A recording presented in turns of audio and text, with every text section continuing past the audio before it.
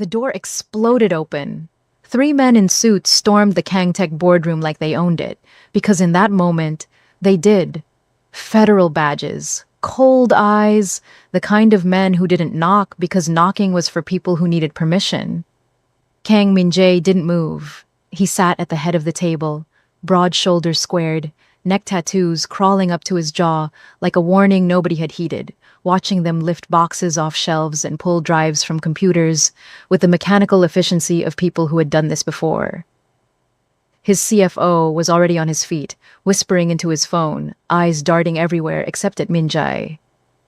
His legal team had somehow collectively developed the ability to look at walls. His board members, men who had shaken his hand 3 weeks ago and called him visionary, were studying their shoes like scripture. Mr. Kang, the lead investigator, stopped beside him and placed a single document on the table.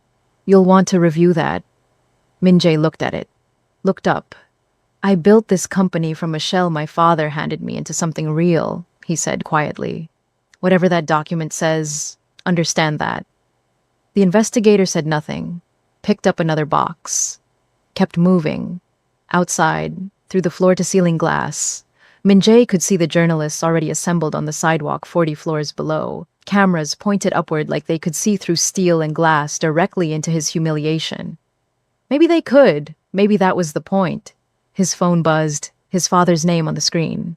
He turned it face down. When the investigators finally left, the boardroom was gutted. Shelves stripped, servers gone. The room felt like a body after the soul leaves it, just walls and furniture, and the faint smell of ambition that had curdled into something else entirely. Min-jae stood alone at the window. The headline was already running on the news ticker of the building across the street, big enough to read from where he stood. Kangtech collapse, $280 million gone, heir implicated. He stared at it for a long time. Then he picked up his jacket, walked past the empty desks, the abandoned coffee cups, the resignation letters already piling up on the front reception desk like flowers at a funeral, and he took the stairs instead of the elevator because he wasn't ready to stand still in a small box with his own reflection just yet. He walked out the front door into the wall of cameras and noise, and he kept walking. Nobody followed him. That was the part that hurt most. If you just felt that and you're not subscribed yet, fix that right now. Hit subscribe because what this man is about to walk into will make your jaw drop, and you are not going to want to find out about it in someone else's comment section. We are just getting started, and it only gets more intense from here.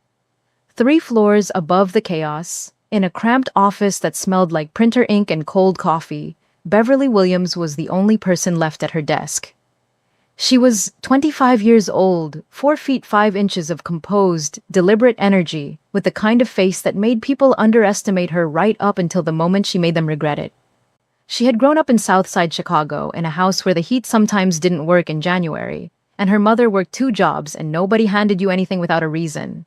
She had clawed her way into this executive assistant role with a communications degree from a school nobody impressive had heard of, and 3 years of making herself indispensable to men who forgot her name at galas.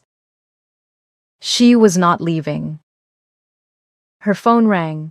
Her friend Tamara's face lit up the screen. She picked up.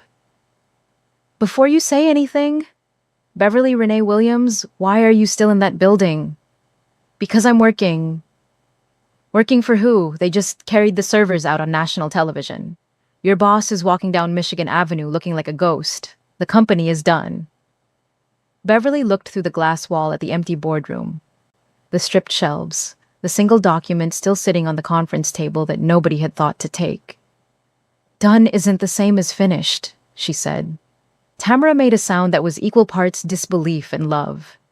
Call me when you come to your senses. Beverly hung up and opened a new document on her laptop. She had been working on it for 2 weeks, before the investigators came. Before the board turned, she had watched the cracks forming in Kangtech's foundation long before the collapse because that was what she did. She watched, she calculated, she planned while everyone else was still comfortable. The document was a proposal, 12 pages, single-spaced, tight. She printed it, clipped it, and put it in a folder. Then she waited. He came back at 8 p.m. She heard his footsteps in the hallway before she saw him. That particular heavy rhythm of someone carrying weight that had nothing to do with what was in their hands. Minjae stopped in the doorway of the outer office, looked at her like she was something he couldn't immediately categorize. "You're still here." "I am." "Why?" Beverly stood up. She was nearly 2 feet shorter than him, and it mattered to her exactly 0%. She walked to his office door, opened it, and set the folder on his desk. "Sit down," she said. "Please," she added, because she wasn't reckless, just precise. He sat. He opened the folder. She watched him read. She had written it to be read in exactly the order she'd arranged it, so she said nothing while he moved through it, his expression giving away less than she'd expected. He had a good face for concealment. She filed that away. 3 minutes of silence. "Clean tech," he said finally, "for underserved communities. Solar installation and water filtration. Starting in Atlanta because the infrastructure gaps are documented and the impact investor community here has money looking for a home. I'm radioactive right now. No serious investor will come near my name." "Not yours," Beverly said. "Mine." He looked up. "I pitch. You stay behind the operations rebuild. We give your name time to breathe while I build the investor relationships. 3 months. If we don't have a term sheet in 3 months, you owe me nothing, because there's nothing to owe. And if we do? 25% equity, no salary." The silence that followed was the kind that had texture. Minjae set the folder down slowly and looked at her. Really looked at her. Like he was seeing her for the first time, after months of her being invisible furniture, in his professional life. "You're betting everything on a man who just lost $280 million. Beverly didn't blink. "No, I'm betting on a man who built something real once and knows how he did it. There's a difference." Minjae didn't say yes that night. He said he'd think about it. Beverly went home, made rice and stewed chicken, called her mother in Chicago, did not tell her about the proposal, and was back at her desk by 7 a.m. Minjae arrived at 7:15. He looked at her, looked at the fresh coffee she'd already made. 25%, he said. 25, she confirmed. "If this fails, it won't." He almost smiled. "Almost. You don't know that." "Neither do you. That's what makes it interesting." He picked up the coffee. "We need a name." "Nova Solutions," Beverly said immediately, like she'd been holding it ready. Because she had. Now here is where most people would expect a montage. A clean little success sequence. But that is not this story, and if you think Beverly Williams just walked into easy money with a handshake and a folder, you have profoundly underestimated what was about to come for both of them. What followed was the kind of work that doesn't look glamorous from the outside. No Instagram moments. Just two people in a stripped-down office in Atlanta grinding through the arithmetic of rebuilding something from near nothing. Except the ground beneath them was not stable, and at least one of them did not yet know it. Beverly worked the phones from 7 a.m. to midnight most days. She had built a contact list over 3 years of being the invisible woman in rooms where decisions were made, and now she called every single one of those contacts. Impact investors, environmental funds, social venture firms. She got hung up on. She got politely redirected. She got a lot of, "we'll circle back," which is professional language for no. She didn't stop. Minjae, meanwhile, was learning things he had never had to know before. What solar panel installation actually cost per unit? What water filtration infrastructure looked like in communities where the pipes were 50 years old? He had run a tech company worth hundreds of millions, and somehow never understood the granular reality of what any of it touched on the ground. Beverly had built that into the proposal deliberately, made sure he couldn't engage with it without confronting the human scale of what they were trying to do. She was strategic like that. 3 weeks in, she caught him at midnight, still at his desk, reading a report on energy poverty rates in Atlanta's west side. "You should sleep," she said, pulling on her coat. "Did you know that in some of these neighborhoods, families are spending 30% of their income on electricity?" He didn't look up. 30% on a utility. "I know," Beverly said. "I grew up in a house like that." He looked up then. She held his gaze for exactly 2 seconds, then looked away. Lock up when you leave. She was already in the elevator before she let herself exhale. The thing about Min Jae was that he was not what she had expected. She had prepared herself for the version of him the news had constructed, the entitled heir, the connected playboy who had coasted on family money until it collapsed. What she found instead was someone who was genuinely angry at himself in a way that had nothing to do with reputation or appearances.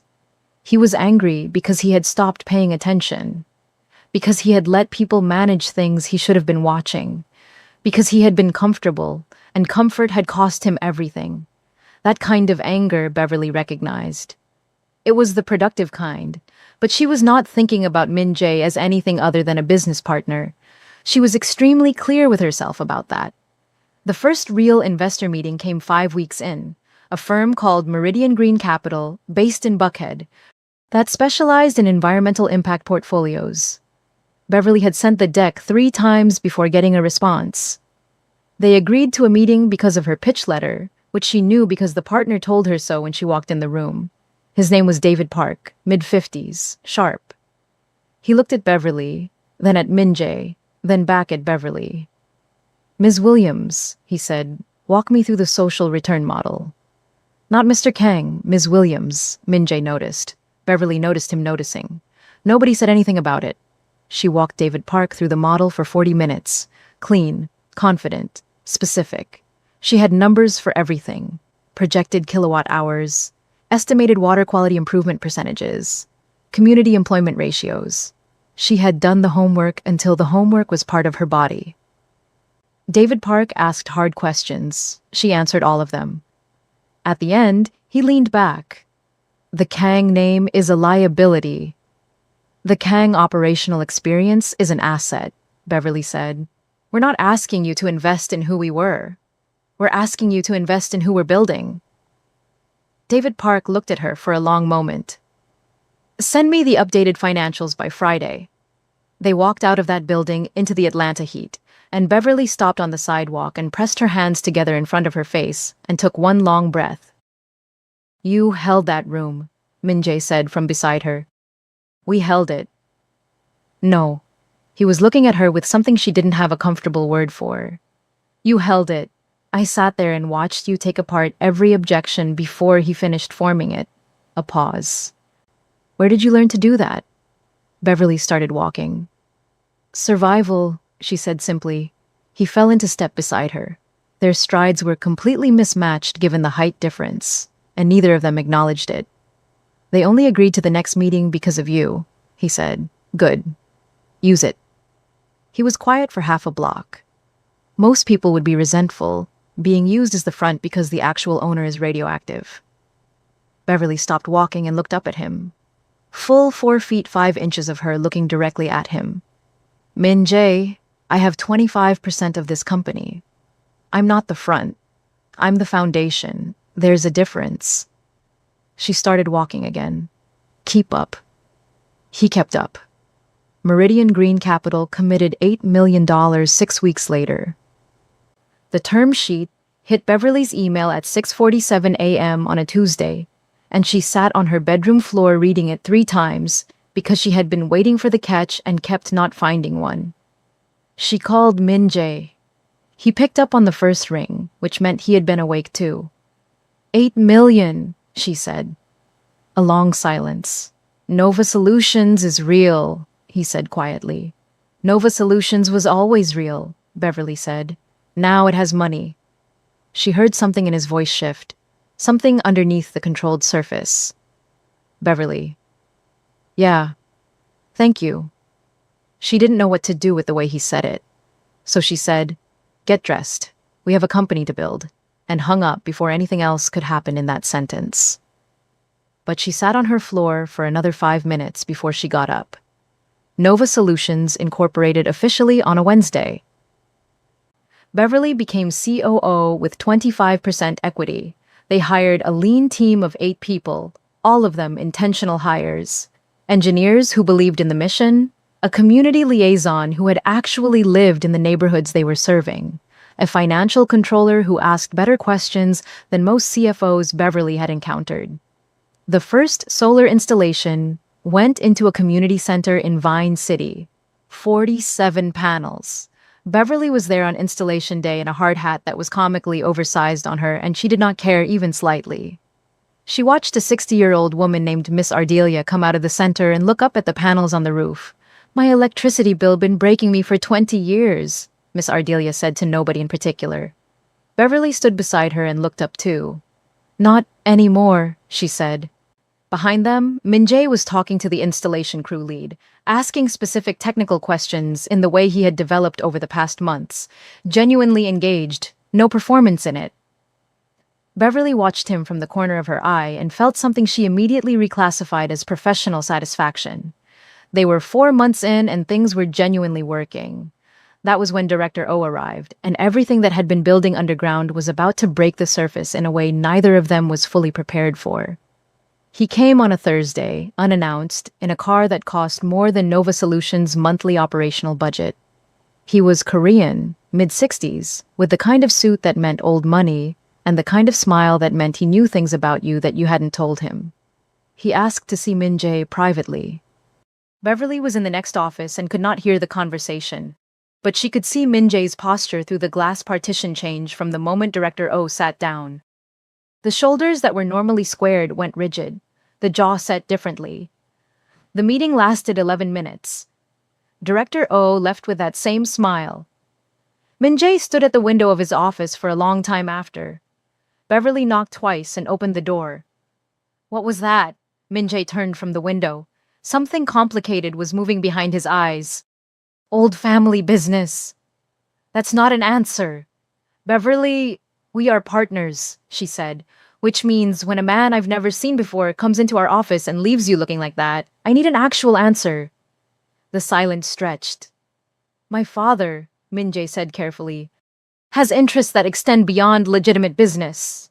Director O represents those interests. He came to suggest that Nova Solutions would benefit from the Kang family's protection.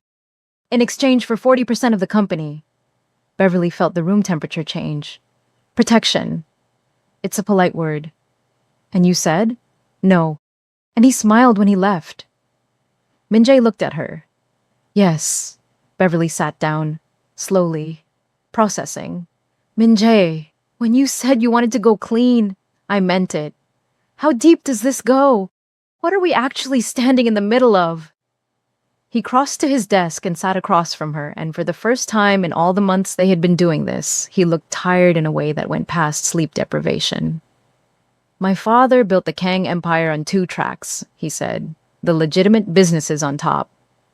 Underneath, connections, arrangements, things I didn't ask about because not asking was easier." He paused.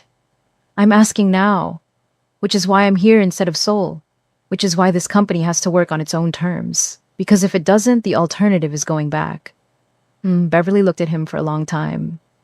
"You should have told me this before I put my name on this company." "I know.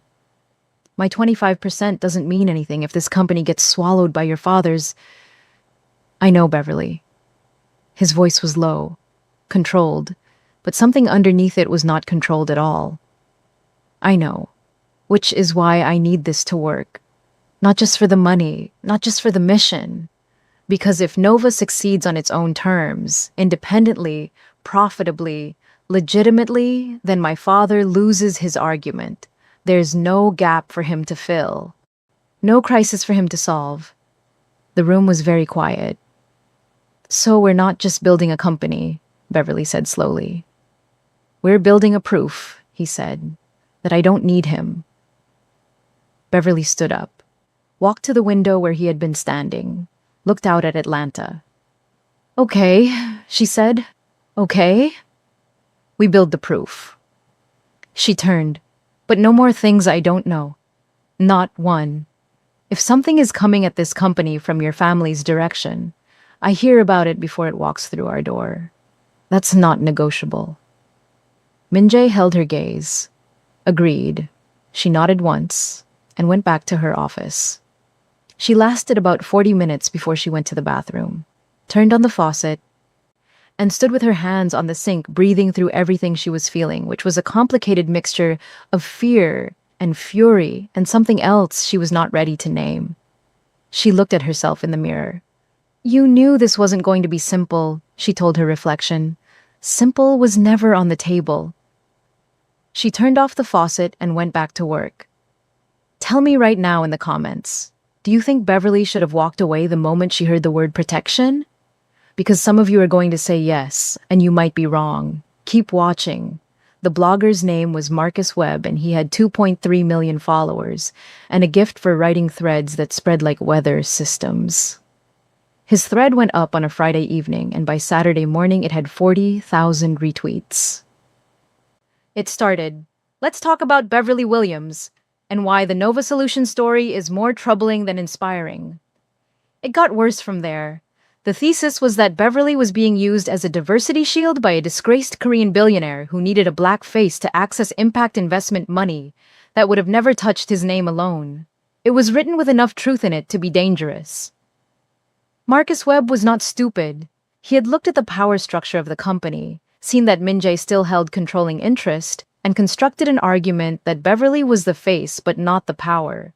Beverly read it at 6 a.m., sitting in her kitchen in her pajamas. Her phone was already going, investors calling their handlers, team members texting, Tamara, sending 17 consecutive messages in increasing caps lock. She set the phone down, made coffee, sat with it. Min Jae called at 6:23. "I've seen it," she said before he could speak. "Beverly, this is damaging, I know. We should put out a statement. I can have legal draft." "No." A pause. "No?" "A legal statement makes it look like we have something to defend." "We don't." She wrapped both hands around her mug. "Let me handle this." "Beverly, Min Jae." Her voice was quiet, but it had the quality of something load-bearing. "Do you trust me?" A beat. "Yes," he said, without hesitation. Something in her chest moved. She filed it away. "Then let me handle it." She called Marcus Webb directly. She had done 15 minutes of research and found his professional email. She wrote 4 sentences, requesting a 30-minute conversation, and sent it at 7 a.m. He responded at 7:45 with a phone number. The conversation lasted 52 minutes. She didn't argue with his premise. She walked him through her equity stake, her decision-making authority, the specific deals she had led, the investors who had come to the table for her specifically.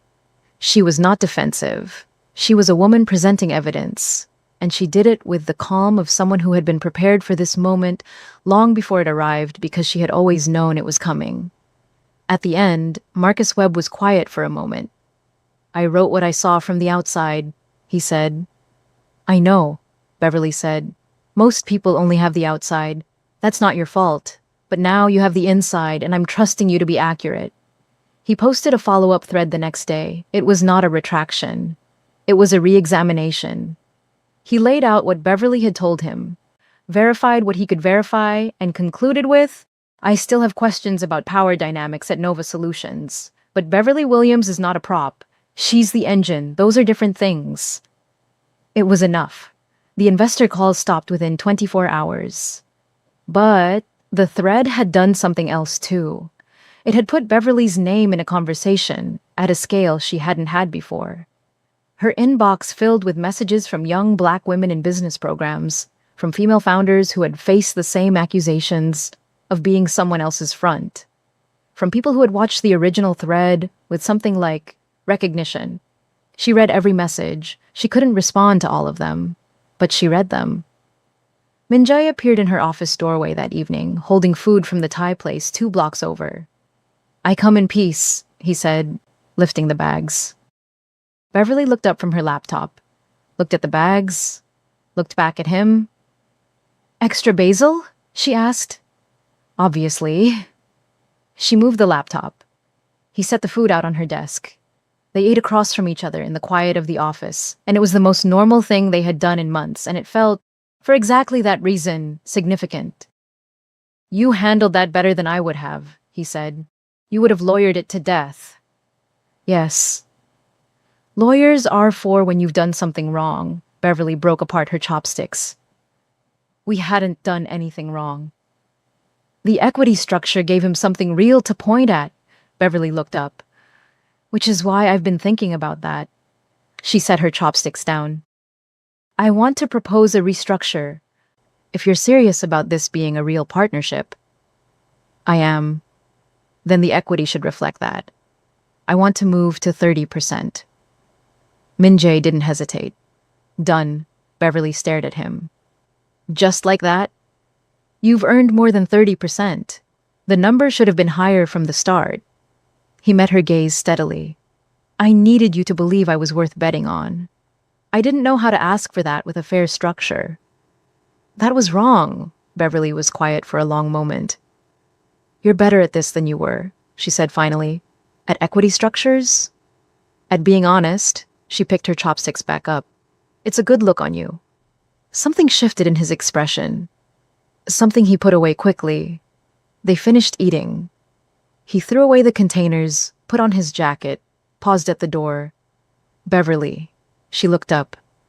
He looked like he was going to say something different from what came out. Lock up when you leave. She watched him go. She did not immediately return to her laptop. Nova Solutions hit 30 million in revenue in month 8. The Vine City installation had generated so much community interest that 3 more Atlanta neighborhoods had formally requested partnerships. A water filtration pilot in a suburb where the municipal supply had tested contaminated 2 years earlier was generating national press attention of the good kind. Beverly was asked to speak at a tech conference in Charlotte. She said, yes, wore a white blazer and her natural hair out, and gave a 17-minute talk that ended with a standing ovation and 3 serious investor inquiries before she got off the stage. She called Min Jae from the hotel that night. 3 investors, she said. Real ones, not tire kickers. I know. I watched the live stream. A pause. You were extraordinary. Beverly sat on the edge of the hotel bed. She was tired in the best way. You watched it. Of course I watched it. She didn't know what to do with that, so she said, get the materials ready. I want to take meetings next week while the momentum is warm.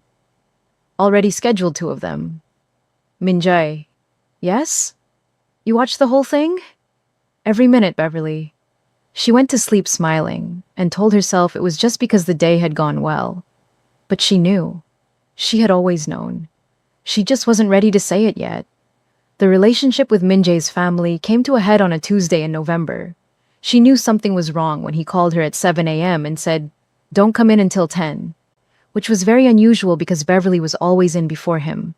She came in at 9. The woman sitting in Min Jae's office was in her early 60s, impeccably dressed with the kind of posture that had been enforced since childhood. She looked at Beverly when she walked past the glass partition with an expression that was not rude enough to address directly, but communicated everything it needed to communicate.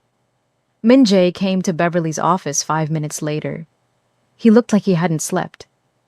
My mother, he said quietly. She came from Seoul. I gathered. She'll be gone by this afternoon. Min Jae, you don't need to. She said things last night. His jaw was tight. About the company, about our partnership, about you. He stopped. I need you to know that I told her exactly what I'm going to tell you now, which is that she is wrong about all of it, and that this company and everyone in it has my complete respect and loyalty. Beverly looked at him carefully. What kind of things did she say about me? He met her eyes. The kind that people say when they're afraid of what they don't understand, and they dress that fear up as tradition. Beverly nodded slowly. Okay. Okay. I've been underestimated by people with more power than your mother, Min Jae. I'm still here. She picked up her pen. Go be with her. Handle your family. Come back when you're done. He stood in her doorway for a moment longer than necessary. She asked me to come back to Seoul, he said, to shut this down and come home. Beverly's hand stilled on her desk. She thinks this is an indulgence, that I'm rebuilding a business to avoid my responsibilities to the family. And what did you tell her? That my responsibilities to myself And to the people who believed in me when they had no reason to are more important to me than any obligation I was born into. He looked at her directly. That's what I told her. Beverly held his gaze. Go, she said softly. Go be with her. Min-jae's mother left Atlanta that afternoon without saying goodbye to Beverly. Beverly took that as a kind of clarity. It told her exactly where she stood in that woman's world, and it told her that Min-jae had chosen differently, which was information she sat with quietly for the rest of the week. That evening, she was walking to her car in the parking structure when she heard him behind her. Beverly, she turned. He was standing 10 feet away in the half-dark, jacket off, tie loose, looking like a man who had just finished a conversation that had cost him something real. She's gone, he said. I know. I'm sorry for what she... Don't apologize for other people. Beverly shook her head. That's not your debt to pay. He crossed the distance between them slowly. The parking structure was quiet. Fluorescent lights, the distant sound of Atlanta traffic. He stopped in front of her, close enough that she had to look up to meet his eyes. I need to say something, he said. Her heart was doing something she was not acknowledging. Min-jae, I know the timing is wrong. I know the professional argument. I know every reasonable reason this is complicated. He held her gaze without flinching. I also know that I have not been able to stop thinking about you in a way that has nothing to do with this company since sometime around month 3, and I'm tired of pretending otherwise. The parking structure was very quiet. You're my business partner, Beverly said. Yes. We're in the middle of building something that matters. Yes. People will have opinions. They already do. Min-jae. Her voice was careful. I grew up in a world where people like me don't get to be complicated, where everything I do is read as either threatening or convenient. If this goes wrong between us, it doesn't just affect me personally, it affects how I'm perceived professionally, and I have worked too hard. I know, he said. I know all of that. I'm not asking you to be less careful. I'm just telling you the truth because you told me once that honesty was a good look on me. The corner of his mouth moved, barely. I'm practicing. Beverly stared at him.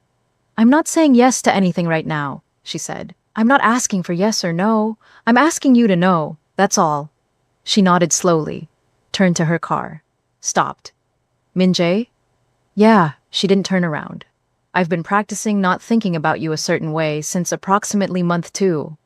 She got in her car and drove away. He stood in the parking structure alone for a full minute, and if anyone had seen him, they would have seen him smiling in a way he probably didn't know he was doing. This is the moment most stories would let them ride off into the sunset, but this is not most stories. And what was coming next was going to test everything they had built, personally and professionally, in ways neither of them had armor for. If you're not subscribed yet, you are genuinely going to regret missing what comes next. Hit that button, like this video, and drop in the comments whether you think a black woman and a Korean Mafia heir can actually build something real together, or if the world won't let them. We want to hear from you. Director Oh made his second move in December. He didn't come in person this time. He used the press.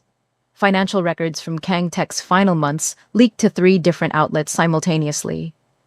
The records were real, pulled from the investigation files, but they were presented selectively. Specific transactions isolated from their context in ways that made them look like deliberate fraud rather than the cascading collapse they had actually been. Min-jae's name was attached to authorization signatures that had been routed through his office without his direct approval, a fact that existed in the full record but not in the excerpts that ran. The stories dropped on a Thursday morning. Beverly saw them at 5:45 a.m. She was at the office by 6:15. Min-jae arrived 12 minutes later. They stood side by side in the main office reading the coverage on separate screens, and the silence between them had the particular quality of 2 people choosing their next words very carefully. Is any of it true? She asked. Flat. Direct. Not the way they're framing it. That's not what I asked. He turned to face her. The transactions existed. I didn't personally authorize them. My CFO had signature authority for routine operations and used it for things that were not routine. I should have been watching more closely. I wasn't. His jaw was tight. That's the true version. Beverly looked at him for a long moment. Why didn't you tell me this was a vulnerability? I didn't think. You didn't think, she said. Her voice was not raised. That somehow made it worse. Min-jae, I have 30% of this company. I have my name and my reputation and 3 years of relationships with investors. I built one phone call at a time. When there are vulnerabilities in our story, I need to know about them before someone else decides how to use them. Beverly, I'm not finished. She turned to face him fully. I have been putting myself between this company and every single threat that came at it. The investor skepticism, the blogger, your family. I have handled all of it because I believed in what we're building. But I cannot protect something if I don't know what I'm protecting it from. The silence between them was not comfortable. You're right, he said. I know I am. I was ashamed of the gap, in my oversight. It was my failure, and I didn't want to bring it into this. He stopped. Beverly turned back to her screen. We have about 4 hours before the investor calls start. Beverly. Something in his voice made her stop. I'm sorry. Not the polite version.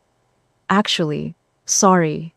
You have carried more of this than any partner should have to carry, and I have not always been honest with you about the full weight of what you were carrying. That ends today. She didn't turn around. I know, she said quietly. I'm going to be better at that. I know that too. A pause. 4 hours. Let's use them. They worked side by side all morning. Beverly drafted the response strategy. Min-jae pulled every document that provided context for the transactions in question. Their financial controller built a clean summary of the actual authorization chain. By 10 a.m., they had a presentation that told the true story with nothing left soft. Beverly called a press conference for noon. Min-jae looked at her across the conference table as they were preparing. Are you sure about this? No, Beverly said, but we're doing it anyway. She stood at the podium with Min-jae beside her, and she walked through the numbers, the documents, the timeline, the actual facts of what had happened at Kangtech against what was being reported. She was precise. She was unflappable. She cited sources. She invited questions. And then she went off the prepared remarks. I want to address something directly, she said. Because I think it's sitting in the room, even if nobody's going to ask it. She looked at the cameras. People want to know what a 25-year-old black woman from the south side of Chicago is doing standing at this podium next to a man who used to be worth hundreds of millions of dollars. That's the question underneath the question. She paused. I'm here because I built something. Because I saw what this company could be before it existed. Because I bet on it with the only thing I had, which was my ability and my time, when everyone else was walking away. I have 30% of Nova Solutions because I earned it. And Nova Solutions is worth defending because what we're building is real. She looked directly into the nearest camera. We are not for sale. We are not done. And we are not going anywhere. The room was quiet for half a second. Then every hand in the room went up at once. She answered every single question. Director O's name never appeared in any of it. But Min-jae texted his father that night not one sentence. This is over. Don't send him again. His father did not respond. Director O was never heard from again. But the silence from Seoul did not feel like peace. It felt like weather. The kind that builds before it breaks. Nova Solutions hit 100 million in revenue in the spring. The valuation crossed 500 million and kept climbing. Beverly was on 3 magazine covers in 4 months. She gave a TED Talk in Vancouver that was viewed 11 million times in its first week. The clip of her saying, "I'm not the front, I'm the foundation," from an old interview resurfaced and went viral in a way that generated more investor interest than any pitch deck she had ever sent. Min-jae watched all of it. He watched her become public in a way he had always been public and she had never been. And he watched her handle it with a grace that he recognized as costing something even when it looked effortless. He started leaving coffee on her desk in the mornings, the right order, every time. He had paid attention long enough to know it without asking. She pretended not to notice that he always knew. They had dinner once that was not about work and didn't acknowledge that it wasn't about work. A place in Buckhead. Nice, but not trying too hard. They talked about her mother, about his younger sister in Seoul, who was the only family member who had called to congratulate him on the company. They talked about what Southside Chicago felt like in January. He told her about a memory of his father taking him to see the Han River at night when he was 7, before everything became complicated. She told him about the night the heat went out when she was 9, and her mother made a blanket fort and told her that the cold was just weather, but their love was climate. He looked at her across the table. "That's the most beautiful thing I've ever heard," he said. Beverly picked up her glass. "My mother is a poet who became a nurse because poetry doesn't pay rent. She's the smartest person I know." "She raised you," Min-jae said. "That tracks." Beverly looked at him over her glass. Something in his expression was completely unguarded in a way she almost never saw in him. "Min-jae," she said carefully. "I know," he said. "I know the timing." He leaned forward slightly. "Beverly, I have been patient because you asked me to be, and because you were right to ask. I will keep being patient. But I need you to know that patience is not the same as indifference." She set her glass down. "People are going to have a field day," she said. "You know that. The height jokes alone, let them. Your family, my sister already approves of you. She saw your TED Talk and sent me 12 consecutive voice messages about it." Beverly laughed. It surprised her. It seemed to surprise him too, the way his expression opened up when she did it. "One thing," she said, "anything. We don't let it touch the company. Whatever this is, we keep it clean from the business. If something happens between us, Nova doesn't pay for it." Agreed without reservation. She looked at him across the table. The restaurant around them hummed with other people's conversations. "Okay," she said. He didn't move. "Okay, what?" "Okay, Min-jae." She held his gaze steady. "Okay." His exhale was almost imperceptible. Almost. They didn't tell anyone immediately. No announcement, no post. They were the same people in the office they had always been. Same precision, same arguments about strategy. Same moments where Beverly overrode his instinct and was right, and he told her so. But he drove her home after late nights now, and she started keeping tea at the office that she didn't drink because he did. Small things. The kind that quietly rearranged the architecture of a life without asking permission. The outside world found out not from them, but from a photographer at a charity gala who caught them in an unguarded moment near the coat check, his hand at the small of her back. Her face turned up to say something to him. Both of them completely unaware of the camera. The photo ran in a gossip column with the headline, "Kang Tech, Air and Nova COO. More than business?" The comment section was a war zone. Some of it was warm, most of it was not. The racist commentary came dressed in different costumes. Concern about professional dynamics. Jokes about the height difference that weren't really jokes. Coded language about what kind of woman Beverly must be to have gotten someone like me and Jay, as though a man was a destination you arrived at rather than a person you chose. As though her ambition was the suspicious part and his wealth was the obvious explanation. Beverly read all of it. She was built for it. That didn't mean it didn't land. Min-jae found her in her office with her laptop open to the comments. "Don't," he said. "I need to know what we're walking into." "You already know what we're walking into." She looked up. "Are you scared?" He pulled a chair to her side of the desk and sat beside her. Looked at the screen. Looked at her. "Of this?" He shook his head. "Not even slightly." He took her hand on the desk, covered it with his. His hand was twice the size of hers. "Of losing you?" "Constantly." Beverly looked down at their joined hands for a long moment. "I'm 4 feet 5 inches, she said.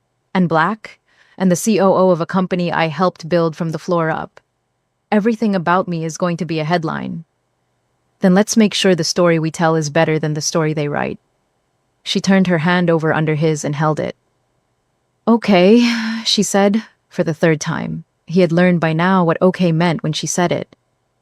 The acquisition offer came in March. Pinnacle Global, one of the top 5 tech holding firms in the country. Their offer, $1.8 billion for full acquisition of Nova Solutions, both Beverly and Min Jae to remain as executives for a minimum of 3 years. Beverly's 30% equity translated to $540 million. She sat with the number in the conference room after the Pinnacle representatives left and said nothing for a full 2 minutes. Say something, Min Jae said. I'm thinking. Think out loud. Beverly stood and walked to the window. Atlanta below them. Somewhere south was Vine City and 3 other neighborhoods, and the suburb with a water filtration pilot that had kept making headlines for all the right reasons, and the 800 families whose monthly bills were measurably, documentably different because of what they had built together. What happens to the communities? She asked. Pinnacle's acquisition record suggests they honor existing community contracts through the initial term. After that, they optimize, Beverly said, which is a word that means they cut what isn't profitable. Probably. We promised people, she said quietly. Miss Ardelia, the community board in Vine City, we told them this was long-term. Beverly, $540 million. I know what the number is. You could fund 10 companies like this with that money. Or I could keep funding this one. She turned from the window. Min Jae, why did we start this? He held her gaze. Because you saw something worth building, he said. Because we both did, and Pinnacle didn't see what we see. They saw an acquisition target with good metrics and strong community PR. She shook her head. That's not the same thing. The silence in the room carried weight. If we say no, Min Jae said carefully, the investors who've been with us will have opinions. The board will have opinions. The press will have opinions. Yes. Beverly sat back down, folded her hands on the table. Are you saying yes? He looked at her for a long moment. I'm saying whatever you decide, he said. Because this company would not exist without you. That means this decision belongs to you, more than it belongs to anyone. Beverly looked at him. We say no, she said. Then we say no. They declined the offer by end of business. The fallout arrived exactly on schedule. 2 board members resigned. 3 early investors released public statements expressing disappointment. A financial analyst on cable news used the phrase, emotionally compromised decision-making, in a segment Beverly watched exactly once before turning it off. She wrote a public letter. 2 pages, clean language, no emotion, only data. She explained in specific terms what Nova Solutions existed to do, what it had done, what it intended to do next, and why the acquisition would have compromised all of it. She let the numbers make the argument. The letter was shared 400,000 times in 72 hours. The 2 resigned board members were replaced within a month by people who had reached out specifically because of the letter. The narrative flipped. What the analyst had called emotional compromise, the market began calling mission clarity. The distinction mattered to Beverly's credibility in ways that compounded. Nova Solutions hit $1 billion in valuation in the summer, then $2 billion by year's end. The IPO was oversubscribed. Beverly Williams, 4 feet 5 inches from Southside Chicago, watched her net worth cross a threshold she did not have childhood language for, and she called her mother and said nothing for 30 seconds. And her mother said, baby. And somehow that was enough. The world had opinions about all of it. About a Black woman and a Korean man building $1 billion company out of wreckage. About what she represented and what he had escaped and what their relationship meant or didn't mean, depending on who was interpreting it and why. People who wanted it to be a threat found a way to make it a threat. People who needed it to be a fairy tale flattened it into one. Beverly let none of those versions land. She knew what it actually was. So did he. Min Jae proposed on the rooftop of their building. He had chosen the spot deliberately. It was the same rooftop where 8 months earlier, Beverly had stood looking at the city, after a particularly brutal week, and said she didn't know if she was built for this. He had stood beside her then and said nothing because he had learned by that point that she didn't always need words. She needed someone to stay in the standing. He had stayed. He had always stayed. Now he was on one knee with Atlanta's skyline behind him and a ring that his sister had helped him choose on a video call that went 45 minutes longer than necessary because he kept asking questions until he was certain. Beverly stood in front of him with both hands over her mouth. "I have not made this easy," he said. "Any of it. You took a risk on a man who had nothing but the wreckage of what he used to be, and you built something real out of both of us." He looked up at her. "You made me better at being honest. You made me better at caring about what actually matters. You made me someone worth being." He held the ring up. "Beverly Williams, will you let me spend the rest of my life trying to be worth what you saw in me?" Beverly lowered her hands from her face. Her eyes were doing something she would never describe in public. "You were worth it before I saw it," she said. "That's the point of being seen, Min-jae. It's not about creating value. It's about recognizing what was already there." She looked at the ring. "Yes," she said. He put it on her finger. Stood. Nearly 2 feet of height difference. 0 degrees of distance. She pulled him down by the collar and kissed him with the Atlanta skyline behind them, and the city moving below them, and somewhere south of where they stood, more than 1 million people going about their evenings with clean water and solar power in homes that had gone without both for too long. The final title cards came one after another like a slow exhale. Nova Solutions reached $3 billion in valuation before their second anniversary. Clean energy and water reached over 1 million people across 11 cities. Beverly Williams was named to Time magazine's list of the most influential people in the world. She was the youngest person on it and the shortest, and she would tell anyone who asked that those two facts were related. Min-jae Kang testified before a Senate committee on ethical impact investing. He wore a white shirt with his collar open and his neck tattoos visible, and he answered every question without flinching. His mother watched the testimony on television in Seoul. She watched the entire thing without moving. Then she called his sister, not Min-jae, and said in Korean, quietly, as though it cost her something, "She is formidable." His sister texted him immediately. He showed Beverly. She laughed. "Formidable," she said. "I'll take it." The last image was a little girl at a solar installation in Southside Chicago, Beverly's neighborhood, the streets she had grown up running through, the blocks where the cold had come through the walls in January and the heat had never worked right, and nobody had sent help. The little girl looked up at Beverly with wide eyes. "Are you the one who built this?" Beverly crouched down to her level. "We built it," she said, "and one day you'll build something too." The girl looked at her very seriously. "What if people say I can't?" Beverly looked at her for a long moment. "Then you build it louder," she said. Min-jae stood a few feet away. Neck tattoos, broad shoulders, completely out of place in every demographic sense, and completely exactly where he was supposed to be. He watched Beverly with the little girl and felt something in him settle permanently into place. The particular piece of a man who had spent his whole life being defined by what his family was, and had finally become defined by what he chose. He had chosen this. He would choose it every day. Beverly caught his eye across the distance. He nodded once. She nodded back. Fade to black. If this story did something to you, then you already know what to do. Subscribe right now because we are building a library of stories here that nobody else is telling the way we tell them. Like this video if Beverly Williams made you feel something you didn't expect to feel today. And leave a comment with the one moment that hit hardest because we read every single one and we want to know. Share this with someone who needs to see a story about what it actually looks like to bet on yourself when the world has decided you're not the main character. Because you are. You always were. And so was she.